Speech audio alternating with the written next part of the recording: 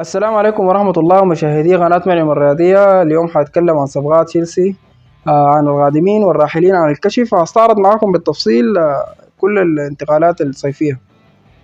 بس داير منك تدعمني بلايك وتشترك وتفعل زر الجرس عشان يصلك كل جديد إن شاء الله. نتكلم بالتفصيل الليلة عن كل الانتقالات واللاعبين المعارين واللاعبين اللي حيقاتلوا الكشف واللاعبين القادمين إن شاء الله. هتكلم عن أول الراحلين، اللاعب الفرنسي انجولو كانتي، وملقب بالنحلة عند الكثيرين. البيعاد من أفضل اللاعبين في مركزه على مستوى العالم، وبيتميز بتحقيق الكثير من اللياقة البدنية العالية، وقدم الكثير من التضحيات للفريق. وكان من أبرز إنجازاته إنه فاز بموسم 2017 مع تشيلسي، وفاز بكأس الاتحاد الإنجليزي موسم 17 2018. فاز بالدوري الأوروبي أيضا موسم 2018 وموسم 2019، وحقق الكثير الحقيقة من الجوائز الفردية في البطولات دي. ومن أبرز البطولات اللي حققها كانتي مع تشيلسي إنه مساهم فيها وكان فيها الدور البارز اللي هو دوري أبطال أوروبا موسم 2021، وفاز باللقب، وفاز بلقب مع تشيلسي، وفاز بلقب أفضل لاعب في البطولة، وفاز بجوائز كثيرة منها مان اوف ذا ماتش. الحقيقة كانتي وحاليا شبه رسمي اتفق مع نادي الاتحاد السعودي بعقد لموسمين. هتكلم تاني عن ثاني الراحلين عن الكشف اللي هو الدولي المغربي حكيم زياش. زياش اللي انتقل في صيف 2020، قادم من اياكس امستردام. وساهم الحقيقة زياش في كثير من الفوز من المباريات المهمة مع تشيلسي. وحاليا ابرز المهتمين باللاعب اللي هو نادي ميلان ونادي باريس سان جيرمان. ايضا حاتكلم عن الحارس الدولي السنغالي ادوارد ميندي.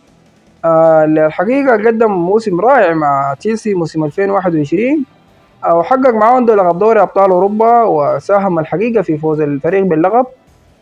لكن اللاعب يتعرض لنكسة حقيقية في حراسة المرمى بعد بطولة أفريقيا اللي كانت مقامة في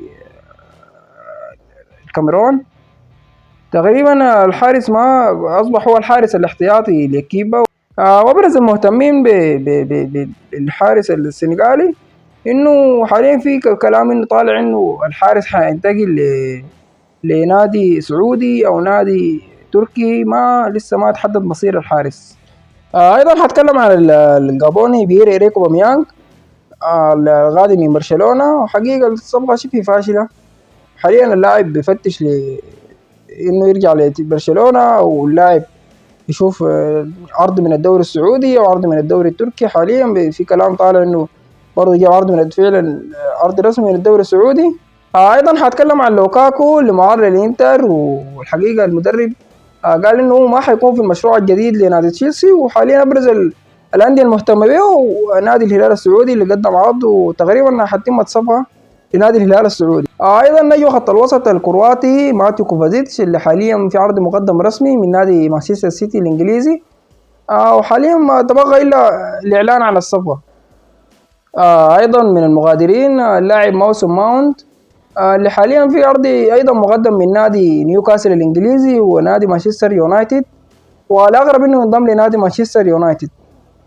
ايضا اللاعب تيمو باكايوكو اللي اعلن رسميا نادي تشيلسي انه انهى التعاقد معه بعد معاره لنادي الميلان ونادي نابولي الايطالي. ايضا اللاعب الالماني كاي هافرز، اللاعب اللي حاليا مقدم له ارسنال عرض بقيمه 40 مليون وتم رفضه من قبل تشيلسي. وايضا قدم نادي ارسنال عرض بقيمه 50 مليون وحاليا تم الرفض من قبل النادي.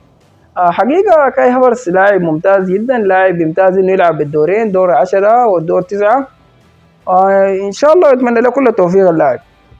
ايضا اللاعب البرتغالي جواو فيليكس اللي انتقل اعاره من نادي اتلتيكو مدريد 6 شهور بقيمه 11 مليون مع خيار الشراء. ما اظن اللاعب هو من خيارات المدرب الجديد في المشروع الجديد لنادي تشيلسي، وحيعود في الميركاتو الحالي لنادي اتلتيكو مدريد الاسباني.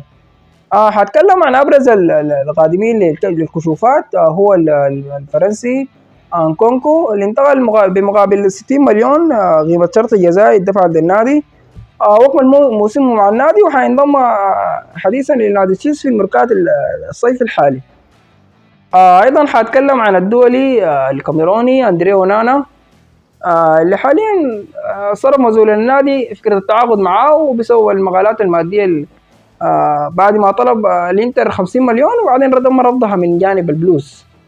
حاتكلم ايضا عن لاعب خط وسط برايتون الانجليزي النجم الاكوادوري موسيس كايسيدو، اللي تقدم له عرض رسميا من نادي تشيلسي بقيمة 100 مليون. والحقيقة اللاعب اللي تقدمت له كثير من العروض من جانب بايرن ميونخ ومن باريس سان جيرمان.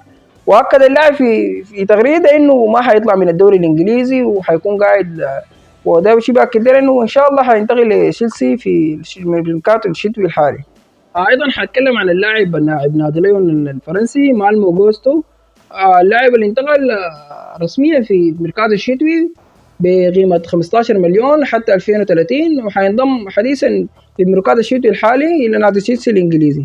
وعودة حاليا اللاعب كولويل لاعب برايتون وكان معارض ببرايتون الإنجليزي، وأندري سانتوس اللي كان معارض لنادي فاسكو دي جاما حينتقلوا حديثا لنادي تشيلسي في الميركاتو الشتوي. وفي ايضا كلام طالع عن انه لاعب خط الوسط الايطالي نيكولاس باريلا لاعب الانتر وايضا زميله في الفريق لوتارو مارتينيز. ايضا حاتكلم عن اللاعب جاكسون اللي تقدم له عرض بقيمه 35 مليون وانتظار الاعلان الرسمي للاعب لاعب مهاجم في ريال الاسباني. دي كل الاخبار المتداوله في السوشيال ميديا على اللاعبين القادمين للكشوفات والراحلين عن الكشوفات، وان شاء الله حنتلاقى في حلقات قادمه ان شاء الله.